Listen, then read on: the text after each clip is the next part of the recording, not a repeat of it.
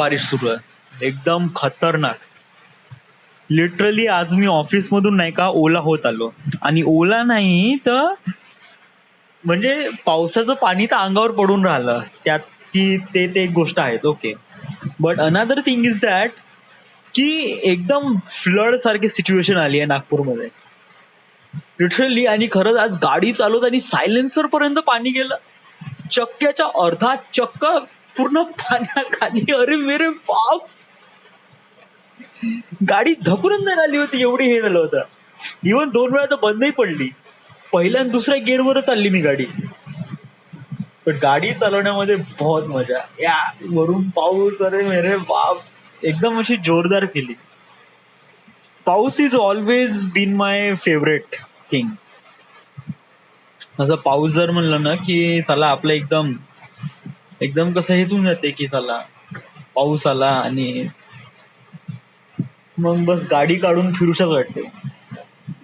आता कसं ऑफिस मधून येताना कंटिन्यू पाऊस सुरू झाला. आता कसं की पाऊस लागला होता ऑलरेडी, तर त्यामुळे मी एकदम निघालो नाही. या थोडी वाट बघितली. बस साला 1:30 वाजला, पाऊस थांबायचा काही वेळ घेऊन न राहिला. मग साला मी म्हणलं राहू दे, म्हणलं आपण निघाव, म्हणलं नाहीतरी थोडं बहुत ओला होणारच आहे. थोडं बहुत होण्यापेक्षा पूर्णच ओलं होऊन जाऊ म्हणलं. तो मग काय, मग मी मोबाईल वगैरे टाकले बॅगेमध्ये प्रॉपरली आणि बघ निघालो. पाऊस या इव्हन आताही सुरू आहे.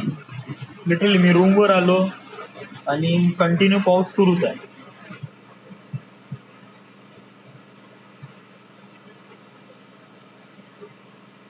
आज काय झालं, आज नथिंग, एव्हरीथिंग इज फाईन. मी ते वेब सिरीज पाहून आलो होतो नेटफ्लिक्स वरची, स्ट्रेंजर थिंग्स. मग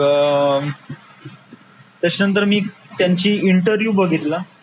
ते काही मुलं आहे जे एकूण 15-16 वर्षाची आहे मुलं. ते एवढे फेमस झाले, एवढे म्हणजे त्यांचं नाव झालं एवढं, it's stranger things, all this things. So I just feel really jealous after that. आणि आय डोंट नो, म्हणजे कसं आहे की एक जेलस असा एक फॅक्टर आहे जो माझ्यामध्ये नाही का एक प्रकारे स्वतःला समोर जाण्यासाठी प्रवृत्त करतो. सो मी त्याच्याबद्दल खूप सारे असे व्हिडिओज वगैरे बघितले, म्हणजे जेणेकरून मी अजून जास्त जेलस झालो पाहिजे. So I just feel really jealous या राईट नाव. कारण ते 15-16 वर्षाचे मुलं आहात आणि त्यांनी एवढं सारं अचिव्हमेंट केलं आहे. त्यांच्यामध्ये असं काय आहे जे आपल्यामध्ये नाही आहे, राईट? म्हणजे खूप साऱ्या गोष्टी आहेत त्या जे त्यांच्यामध्ये आहे, आपल्यामध्ये नाही आहे. त्यांनी असं काय केलं जे आपण नाही केलं. ते कसे की त्यांचं एन्व्हायरमेंट तसं होतं रे. म्हणजे कसं की तू एक स्वतःला सहानुभूती नको देऊ. जर तू स्वतःला सहानुभूती देत आहे की त्यांच्यावर्षी सगळं होतं, मेहनत सगळेच जण करतात. तुला खरंच माहित आहे का त्यांचं एन्व्हायरमेंट तेच होतं का? सांग ना. तुला खरंच माहित आहे का त्याचे आई वडील एक प्रकारे रायटर, डिरेक्टर या फिल्म इंडस्ट्रीमध्ये जोडून होते? हा, आणि समज जुळूनही असले तरी त्या स्ट्रेंजर थिंग्स त्या मोठ्या वेब सिरीज मध्ये काम करण्यासाठी काय ते लोक असेच घेतात का? त्या लोकांची मेहनत नसेल का? राईट. आपल्याला फक्त त्या व्यक्तीबद्दल आपल्याला हेच दिसते की ते लोक मजेत आहे, ते लोक हे आहे, ते लोक हे आहे. बट जे ऍक्च्युली तिथे मेहनत घेतात ते दाखवत नाही. या बिहाइंड द सीन ब्लूपर्स वगैरे, फन ऑन सेट, ते युट्यूबवर तर खूप दाखवतात.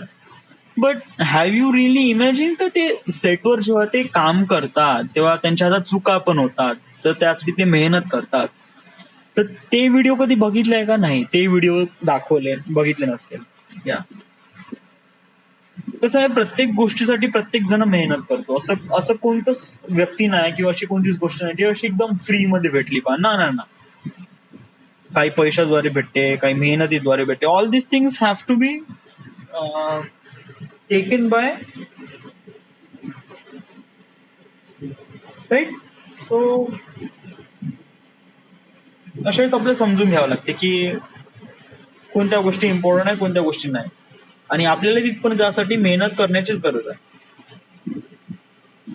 या आय नो दॅट मेहनत करण्याची गरज आहे, बट किती? या मेहनत तर सुरू नाही केली अजूनपर्यंत. तू इथेच अडकून आहे नागपूरमध्ये आणि तू म्हणते तू मेहनतीला लागतो. How is this thing?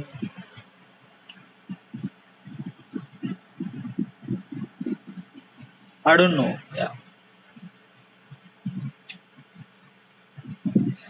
वेल, आज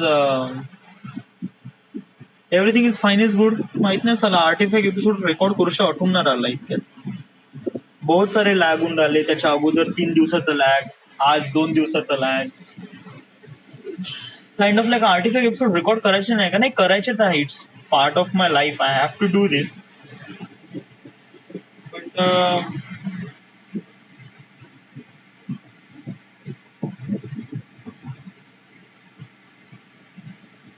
पाहू आपण कशाप्रमाणे गोष्टी फिगर्ड आउट करायच्या. I will do this. Till then, everything is fine is good. So this is it. This is the end. This is the My Artifact episode number 1622. Right now we are at Nagpur, Maharashtra. Thank you.